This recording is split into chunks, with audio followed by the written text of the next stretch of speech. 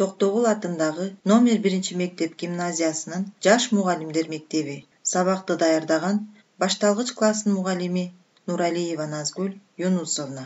Саламатсыздарбы, жаш мугалимдер мектебинин угуучулары.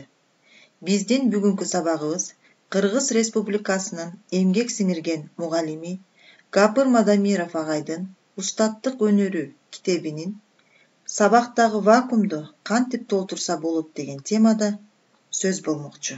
Сабактагы вакуумду эмне менен толтурса болот? Сабактарда вакуум көбүнчө үй тапшырмасын текшерүү, бышыктоо үчүн көнүгүү, маселе мисал иштөөдө болот. Үй тапшырмасын суроодо бирөө айтат, иштейт, калганы отурат. Бышыктоодо мугалим суроо берет, 1-2 билген окуучу жооп берет же 1-2 доскада иштейт, отургандар көчүрүп жазышат. Эмне жазганын түшүнбөй, билбестен жазышат. Эмне үчүн? Себеби өткөн темалар жеткиликтүү түшүндүрүлүп, практикалык жол менен көндүм ыкма калыптандырылган эмес. Билим көпчүлүк окуучулар тарабынан терең өздөштүрүлбөгөн. Үй тапшырмасын текшерүү сабактагы маанилүү учур.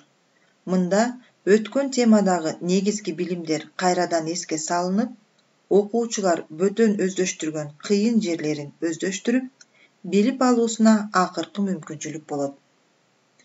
Үйгө барып өз алдынча окуп, иштегенде пайда болгон түшүнүксүз жерлери билинет. Өткөн теманы кайталап жатканда, ошол түшүнүксүз жерин кайрадан түшүндүрүп окуучулар билип алышат. Бул жерде окуучулардын эмгеги бааланып, жоопкерчиликти сезишет. Ошон үчүн үй тапшырмасын текшерүү да маанилүү, тыкандык менен даярдыкты талап кылат. Үй тапшырмасын текшерүүнү уюштурууга айрым сунуштар.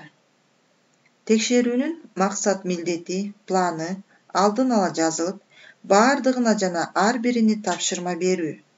Досканы 3-4 бөлүккө бөлүп, 3-4 окуучуларды бирдей чыгарып суроо. Текшерүү үчүн мыкты окуучулардан ассистент пайдалануу. Тема боюнча түшүнүктөр системасын, термин, сөздүктөрдү, формуланы доскага жаздыруу, айттыруу. Мындай текшерүүнүн артыкчылыгы сабакта ар бир бала текшерилип, көпчүлүгү бааланат. Пассивдүүлүк жоюлуп, аракетти, жоопкерчиликти сезүү, эмгек бааланып, аз да болсо шыктануу болот. Көңүл бурганыңыздарга рахмат.